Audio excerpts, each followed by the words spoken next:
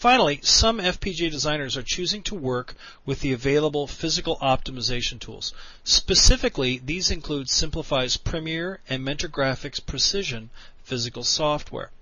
These are extra add-on tools that do have a significant cost associated with them.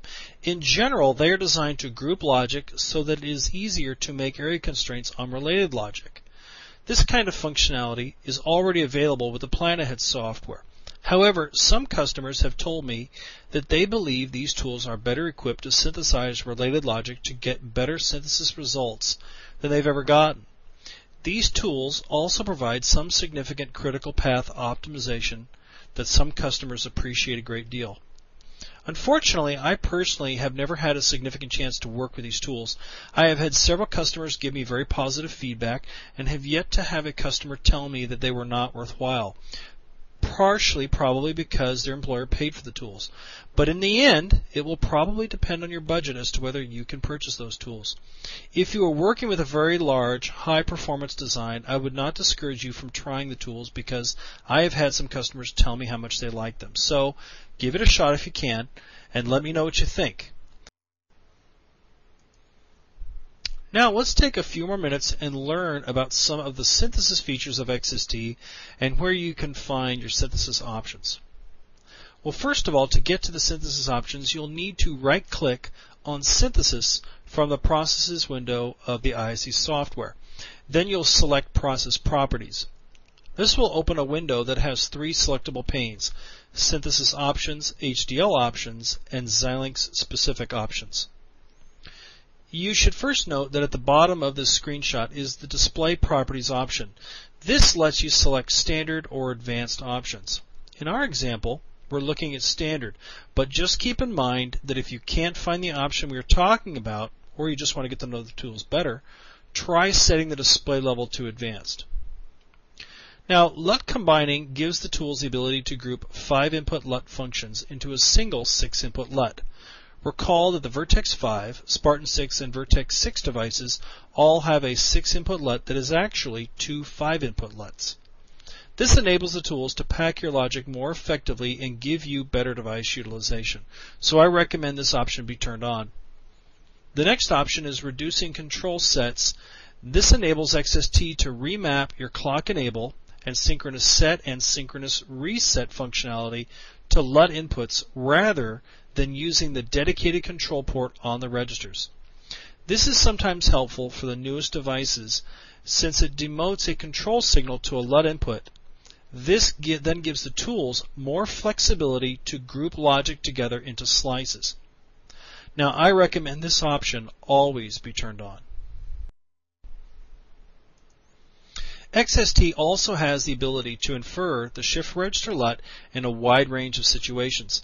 In many cases, customers will not see the shift register LUT inferred with any synthesis tool because it does not have any set or reset functionality. This, of course, disappoints designers, so our recommendation in the HDL coding styles recorded learning module is to code properly for the SRL if you want to infer it. However, the newest synthesis tools, including XST, will add logic to emulate this set or reset behavior. In general, you should always plan on not using a set or reset behavior if you want the SRL in parts of your design. You should also manage your design's use of sets and resets throughout. Then you won't have as much trouble inferring the SRL. But if you don't want to change your code, or if you've already got a lot of sets and resets, then this option does exist, but it will add some logic to your design. Xilinx has built a series of the most successful synthesis options into their design goals and strategies. These options are found by right-clicking on Implement Design and select Design Goals and Strategies. From there, you can select Balanced, Minimum Runtime, Power Optimization, and Timing Performance. This will then set all the best options for you automatically. Now, most settings are fixed according to their significance to the strategy, but some of the options can be customized by you if you would like. So now we have decided to customize our Design Goals and Strategies option, and we can see that some of the options have a lock associated with them. these cannot change. However, any of the other options you may want to change can be altered. You should also note that if you want to see all the available options, again, set the display level to advanced.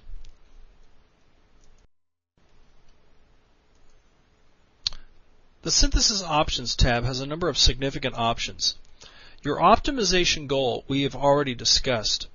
The effort allows XST to work harder on synthesizing your design, probably like you'd expect. The most significant option here is the use of constraints. Recall that XST only allows constraints to be entered in an XCF file or directly into your HDL. For more information on this, refer to the Constraints Guide.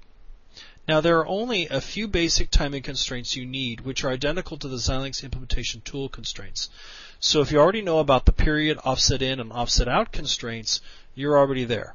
All you need to do is create a text file and enter those constraints in the text file, and then save the file with the design.xcf extension. Then browse for that file here from within the GUI. The global optimization goal setting allows you to set a group of path types to be optimized. I think if you've entered timing constraints with your design like we recommended, that should be enough to drive the tools. I expect that this option is here in case you never added constraints or associate an XCF file with the design that might include timing constraints. Finally, if you want to allow your XCF constraints to be added to the output NGC file made by XST, you can activate that here in the GUI. But earlier I mentioned that I would recommend you enter your timing constraints into the UCF to control the implementation process. That way you don't have to resynthesize to get your constraints recognized by the implementation tools. The HDL options directly control how XST synthesizes your logic. The most important are the finite state machine encoding algorithm, which allows you to easily guide XST to synthesize your finite state machine to your chosen encoding. I recommend you custom encode your finite state machine or synthesize the state machine on its own so that you can then decide and then fix the encoding into the design. So this would allow you to test out different encoding techniques by creating a sample project with just the state machine. Then you can evaluate the size and speed. The case implementation style option specifies how case statements are used during synthesis.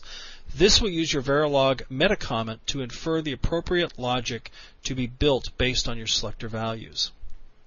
The extraction options are used for enabling inference of the corresponding resources. These should always be left on. Resource sharing is used in designs with a lot of arithmetic. It should also be left on. And I think these last two options are both on by default.